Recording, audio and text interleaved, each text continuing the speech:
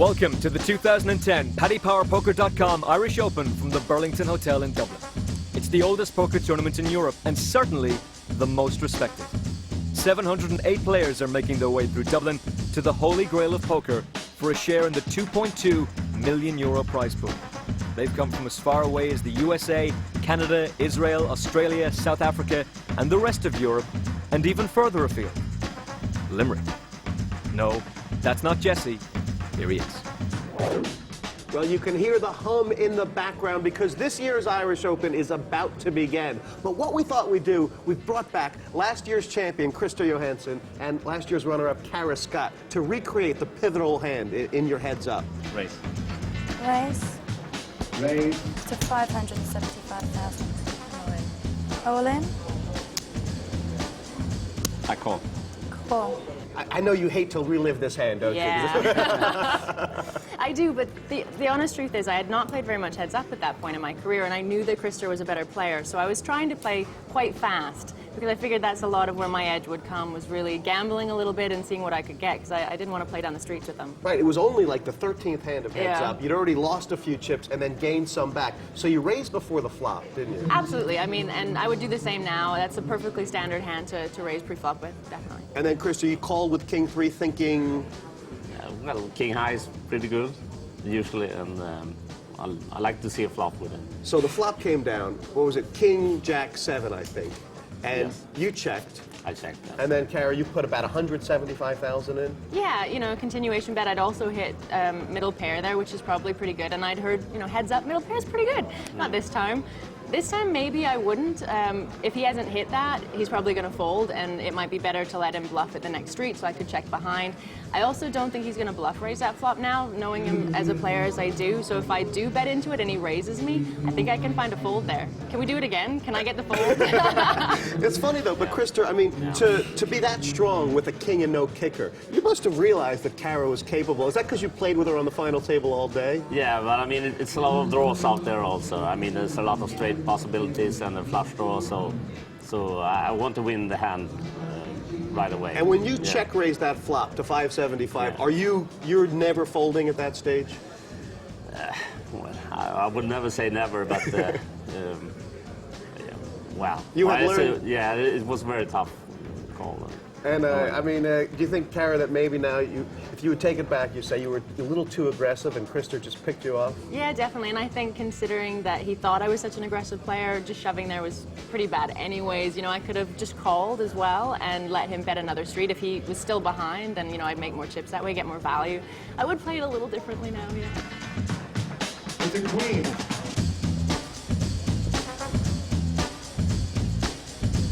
The river. An ace of diamonds, ladies and gentlemen.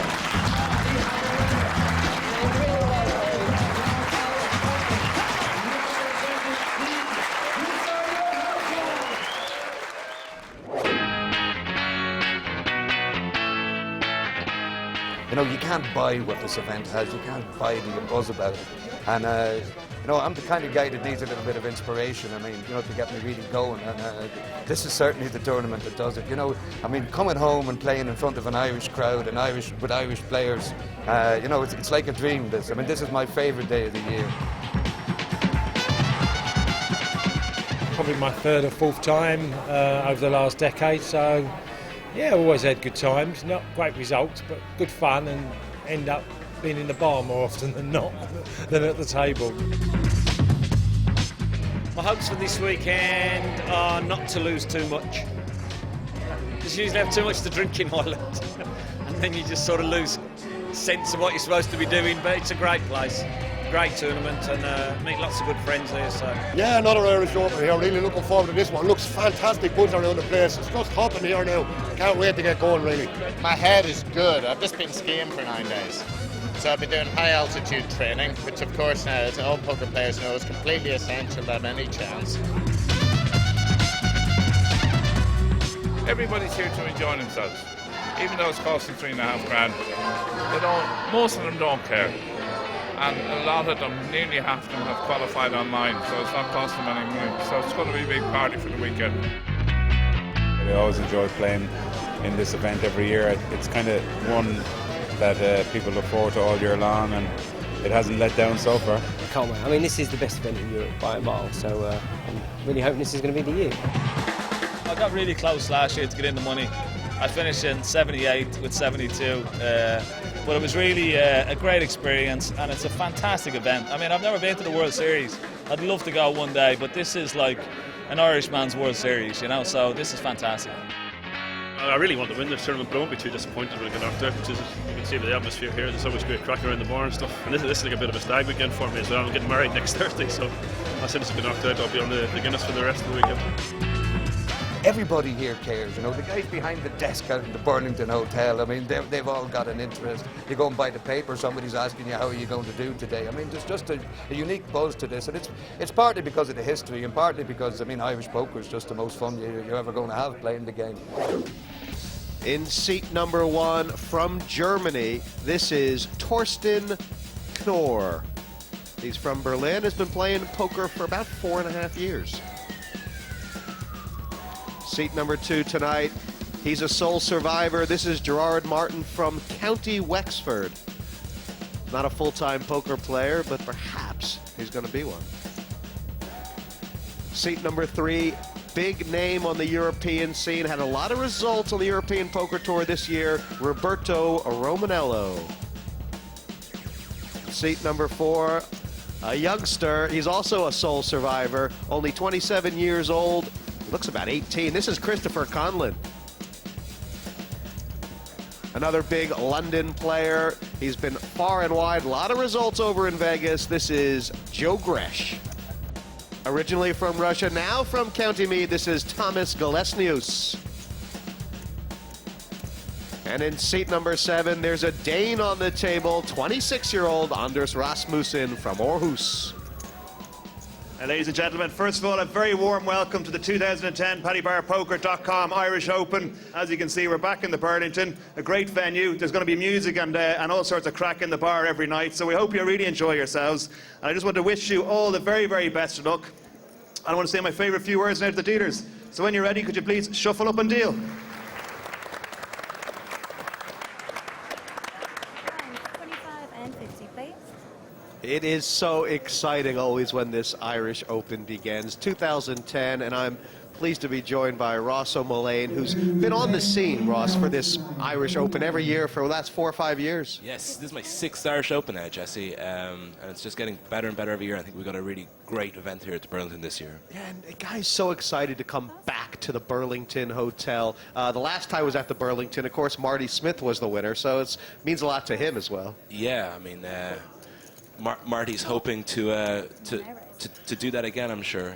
I think maybe, you know, everyone feels like, okay, the Irish Open is always going to be about 50% Irish players, but it is very international as far as the mix of Europeans that come as well. Yeah, I mean, every year more and more people are coming from further afield. A couple of Yanks here as well, maybe less than in previous years, but all across Europe, and even going into Russia and Romania now as well. It's getting bigger and bigger. So these 8 players on the table. One seat is got chips. It's sort of a dead stack. That will be filled by George McKeever. I think he's just arriving late, and he'll be a big name when he arrives here.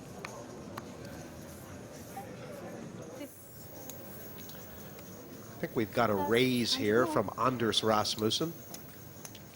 And he, I don't know, you know, just you kind of see 26-year-old Dane from Aarhus. He reminds me, when I see him at the Irish Open, a guy like that, you think about Peter Eastgate, who, if you remember, the last time we were at the Burlington Hotel, Peter Eastgate made the final 2 tables.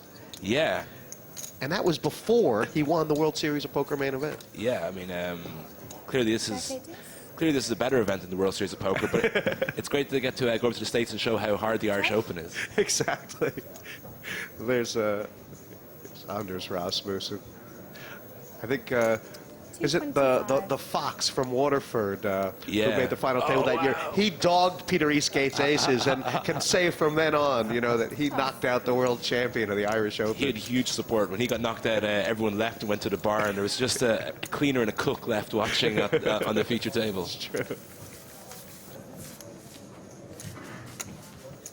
And this is Anders the Dane. I think one of the features, not just the Irish Open, Ross, but of poker, is how tough the players you've never seen before are likely to be. Yeah, I mean, all these internet qualifiers, you don't know where they've come from. It's like a second Viking invasion. They came here first in 998 and set up our lovely city, and then they're back to take all our chips. Raise 150 total. And you talk to some of the Irish guys who've come over and the Germans, whatever, and they all have such good things to say about being in Dublin, being in Ireland, the atmosphere here. So many people are back here for the second and third year in a row now. Yeah, and the venue, the Burlington, is great. People can they can saunter into the city from here and stumble home later on in the evening after a few drinks in town. It's a great location. So we've got a re-raise, a 3-bet actually. Gerard Martin re-raising Anders Rasmussen, and they're going to the flop. This is the first time we've seen a 3-bet, so it'll be interesting to see how what these guys want to do. These 5-9. And it's the kind of flop where if you were best before the flop, you're best after the flop. So, check. You know, if Rasmussen has a pocket pair or ace king, and those are the kind of, I guess those are the kind of things you're thinking about. Will Gerard get himself in a lot of trouble with that bet?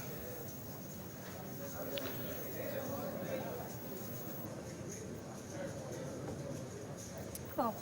Looks like he's bet 1,000. This is starting to get serious now. This pot's up there, over 3,300, and I mean, with the re-raise and the bet on the flop, Martin's kind of representing a big pair here: queens, kings, aces, that range. Check. 2,000. And that's a serious bet. Gerard's leading, could find himself in all sorts of tricky positions here. I kind of think the way Rasmussen has played this, he's got something like, you know, 7s, 8s, 10s, maybe even jacks, and is going to have to decide if it's worth his stack. Does Martin have the big pair?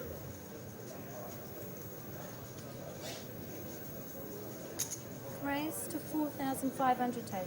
He's re-raised him. Oh, that's serious.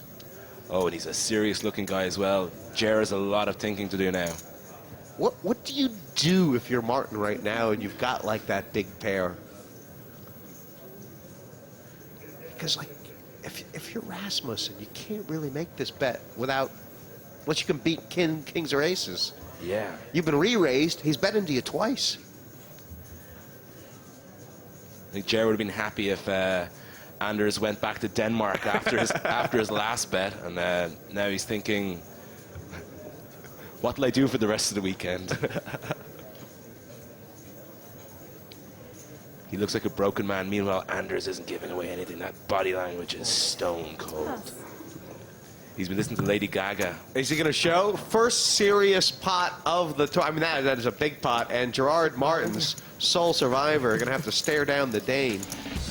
Well, they've played about 2 rounds of the table so far. And Anders Rasmussen, they flopped a set, made it pay. That's why he's got the early lead. Gerard Martin already about 2/3 stacked, which is not where he wants to be.